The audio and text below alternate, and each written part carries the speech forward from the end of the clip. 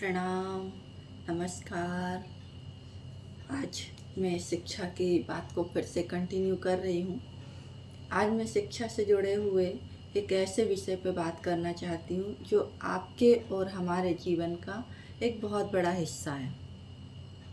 आप सभी ने एनईपी का नाम तो सुना ही होगा, क्योंकि अभी जो शिक्षा नीति चल रही है, नेशनल एजुकेशन पॉलिसी, वो एक्चुअल में एनईपी के तहत ही चल रही है। या यूँ कहें कि एनईपी पॉलिसी हमारी शिक्षा का एक नया रूप है। तो आज मैं इस शिक्षा के विषय में एक दूसरे हिस्से पे बात करूँगी। बाकी हिस्से से या एनईपी की नीतियों के बारे में बात करने का आज कोई विचार नहीं है, क्योंकि एक बहुत लंबा टॉपिक हो जाएगा। तो आज मैं एक विषय पर एक छोटे से हिस्से पे बात करूँगी, लेकिन वो हमारी लाइफ पे बहुत इफ़ेक्ट डालता है। मैं एनईपी के टाइमिंग की बात कर रही हूँ। आप सभी जानते हैं कि जब से एनईपी लागू हुआ है, तब से शिक्षा सत्र अप्रैल से शुरू होकर फरवरी में समाप्त हो जाता है। कोई प्रॉब्लम नहीं है, पढ़ना ही है, बच्चों को पढ़ लेंगे। अब आप बताइए, अप्रैल में 1 महीने पढ़ाकर फिर उसके बाद जून से मई से और जून तक 15 जून तक छुट्टी देना। उस 1 महीने में आप ऐसा क्या पढ़ा लेंगे कि बच्चा 2 महीने की छुट्टियों में याद रखेगा। ठीक है, और पढ़ाया भी जा रहा है। अब किसी को पसंद हो ना पसंद हो, लेकिन सब उस नीति को फॉलो कर रहे हैं, क्योंकि सरकारी नीति है। कुछ कर ही नहीं सकते, कोई भी कुछ नहीं कर सकता, ना पेरेंट्स ना ही टीचर्स। तो उसी समय शादियों के सीजन होते हैं, घर में किसी की शादी हो, पड़ोस में किसी की शादी हो, तो पढ़ाई में डिस्टर्बेंस होता है। 10th और 12th की एग्ज़ाम फरवरी में होती है, और फरवरी में सबसे ज़्यादा लगन होती है। यह उस बच्चे से पूछिए और उसके माता पिता से पूछिए कि जिस घर में या जिसके घर के आसपास या जिसके रिश्तेदारी में शादी हो, तो वो कैसे मैनेज करता है। वो जीवन भर इस हादसे को भुला नहीं पाता। जी हाँ, वो हादसा ही है उसके लिए, क्योंकि इधर पेपर है, उधर शादी है, और अपने घर की हो तो ठीक है, बाहर की है तो भी डिस्टर्बेंस है। तो उसके लिए एक बहुत बड़ा हादसा है कि वो कैसे मैनेज करे और कैसे अपनी पढ़ाई को बैलेंस करे, क्योंकि वह शादी उस बच्चे और उस माता पिता को सदैव याद रहेगी। और हादसे व्यक्ति जीवन में कभी नहीं भुला पाता। इसीलिए मैंने इसे हादसा कहा है। अब मिड सेशन की बात करें, जैसे फरवरी में तो एग्ज़ाम होनी है, फाइनल एग्ज़ाम, मिड सेशन पे आते हैं। तो आप देखेंगे इधर दीपावली और दशहरे का टाइम होता है। अब दीपावली और दशहरे के बीच में हाफ ईयरली आ जाती है। बच्चा ना दशहरा मना सकता है, ना दिवाली मना सकता है। ठीक है, अब बताइए कि क्या बच्चे सिर्फ बुक लेकर पढ़ाई ही करते रहेंगे? क्या उनका घर में कोई कंट्रीब्यूशन नहीं है? क्या उनकी कोई सोशल लाइफ नहीं है? क्या उनके जीवन में केवल किताबें ही हैं? अगर बच्चा घर में इन्वॉल्व होगा तो वह पढ़ाई नहीं कर पाएगा, और अगर पढ़ाई करेगा तो घर के कामों में हाथ नहीं बटा पाएगा। क्या आपने कभी सोचा है, हम लोग अपने घरों में काम करते थे, और काम करते करते त्योहारों के बारे में अपने माता पिता से, अपने दादा दादी से, अपने नाना नानी से, जो भी परिवार में होता था, उनसे इतनी बातें जान लेते थे कि जब कभी हमें जीवन में उस त्यौहार के विषय में निबंध लिखना होता था, तो हमें कभी बुक उठाकर पढ़ने की ज़रूरत नहीं पड़ती थी, गूगल करने की आवश्यकता नहीं होती थी, क्योंकि हमारे गूगल हमारे दादा दादी, हमारे नाना नानी और हमारे माता पिता हुआ करते थे। वो हमें इतनी सारी चीज़ें बता देते थे कि हमें किसी और से पूछने की आवश्यकता या पढ़ने की आवश्यकता नहीं होती थी। बस हम टॉपिक देखते थे और लिख देते थे। पर आजकल के बच्चों को क्या उतना ज्ञान है? बहुत से बच्चों को तो नवरात्रि, दशहरा, दिवाली क्यों मनाते हैं उसका ठीक से पता भी नहीं है, और उसमें उनकी गलती नहीं है, मैं उन्हें गलत नहीं कहूँगी।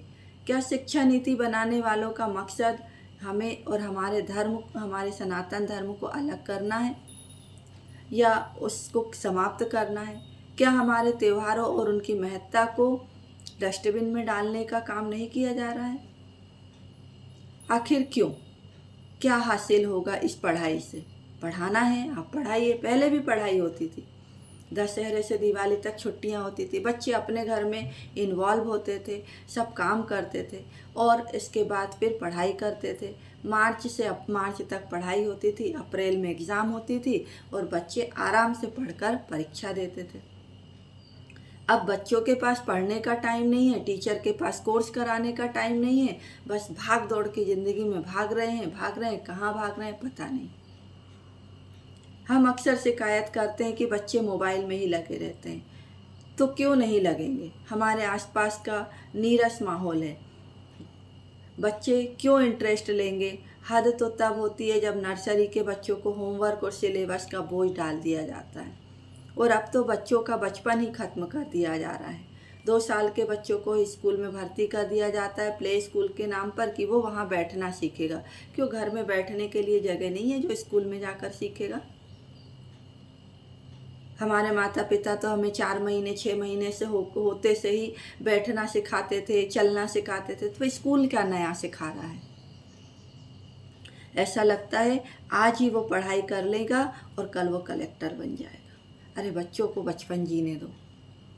साइड इफ़ेक्ट ये होता है कि बचपन में तो बच्चा पढ़ लेता है और जब वो थोड़ा बड़ा होता है तो उतना ही विरोधी हो जाता है कि माता पिता रोते फिरते हैं, क्योंकि छोटा था, बचपन था, डर था, तब तो आपने उसको पढ़ा लिया। लेकिन अब जब वो 8वीं 10वीं में आ जाता है तो वो किताबों से और पढ़ाई से बिल्कुल मुंह मोड़ लेता है और फिर आपकी किसी की हिम्मत नहीं है कि आप उसे पढ़ा सके।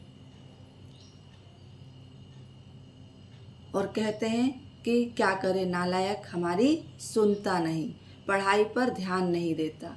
क्यों? क्या ये बच्चे की गलती है? सारा दोष बच्चों पर डाल दिया जाता है और सिस्टम को हम भूल जाते हैं जिसने सबका जीवन नर्क बना दिया है। पहले भी लोग पढ़ते थे और छोटी बड़ी पोस्ट पर काम करते थे, पहले भी सारी पोस्टें भरी रहती थी। उसका मतलब पहले भी कलेक्टर बनते थे, मजिस्ट्रेट बनते थे। केवल एनईपी के आने के बाद ही स्टार्ट हुआ है ऐसा नहीं है। इससे पहले भी सारी सरकारी पोस्टें बराबर चल रही थी, बराबर पढ़ाई हो रही थी, सब कुछ हो रहा था। पहले भी एग्ज़ाम होते थे और पहले भी बच्चे पढ़ाई किया करते थे। लेकिन आजकल पढ़ाई को सब्जी मंडी बना दिया है जिसमें बच्चा कंफ्यूज है कि उसे करना क्या है। खैर, मेरा फोकस आज केवल शिक्षा और उसके समय पर है, तो मैं उसी पर बात करूँगी। अप्रैल से सेशन स्टार्ट हो जाता है, फिर 1 मई से 15 जून तक हॉलीडेज होती हैं। मुझे इससे कोई प्रॉब्लम नहीं है। मैं सिर्फ इतना समझना चाहती हूँ कि 1 महीने में अप्रैल में पढ़ाकर सरकार हासिल क्या करना चाहती है, क्योंकि इससे बच्चे, माता पिता और शिक्षक कोई भी खुश नहीं है। रियलिटी है ये, कोई भी खुश नहीं है और किसी भी एंगल से यह सही भी नहीं है। इस बात का मैं चैलेंज करती हूँ। तो फिर सरकार ने ये नीति किसके लिए बना रखी है? या फिर ये कहा जाए कि ये नीति बनाने वालों का वास्तविकता से कोई लेना देना नहीं है, क्योंकि वो धरातल पर बैठकर काम नहीं करते। वो सिर्फ एसी ऑफिसों में बैठ के बनाया करते हैं नीतियाँ, और वो लागू करने के बाद कितनी सफल होंगी, कितनी असफल होंगी, या उनसे क्या इफ़ेक्ट होंगे, क्या साइड इफ़ेक्ट होंगे, इसका शायद उनको ज्ञान नहीं है। सारी शिक्षा नीति सिर्फ नीट और जेई की कोचिंग सेंटर के कहने पर बनाई जाती हैं क्या?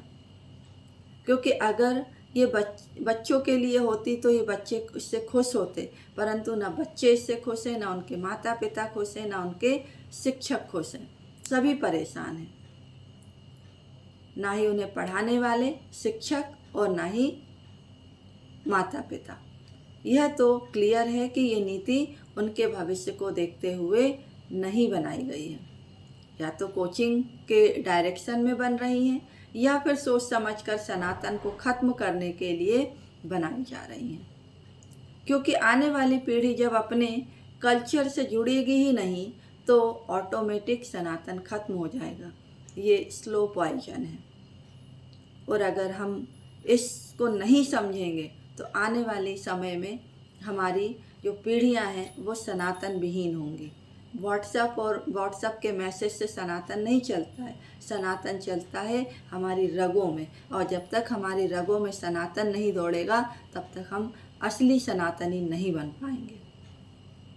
क्योंकि शिक्षा सत्र अगर 15 जून से शुरू होकर 30 अप्रैल तक चलता तो इसमें कोई प्रॉब्लम नहीं होती, सारी टाइमिंग बराबर थी।